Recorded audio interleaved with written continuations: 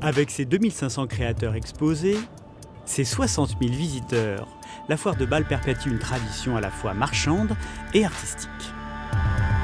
Mais on constate une routine. Les artistes exposés sont toujours les mêmes, et ici, peu de place pour l'artiste en devenir.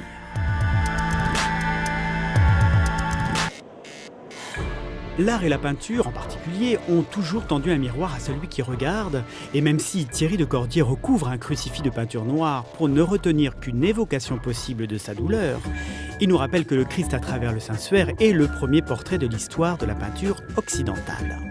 Et depuis, les artistes n'ont eu de cesse d'inventer des icônes. Warhol, en reproduisant Marilyn comme autant de planches habillées, savait qu'une icône produit du rêve et donc fait vendre.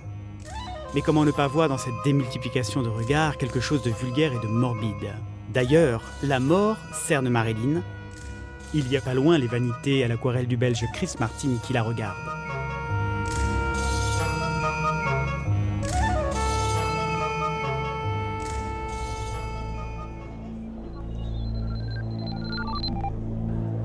Le photographe roumain Ion Grigorescu travaille aussi le portrait, mais il s'adonne à de curieuses séances à la limite de la psychiatrie. C'est une manière pour lui de raconter la Roumanie sous Ceausescu. Francis Bacon, quant à lui, a placé le portrait au centre de sa peinture. Et il met en scène non pas la figure, mais l'état d'âme, la colère, le dégoût, l'urgence, tout ce qui accable l'humanité avec ce qu'il y a de plus noir. Chez Bacon, l'homme n'est jamais résigné.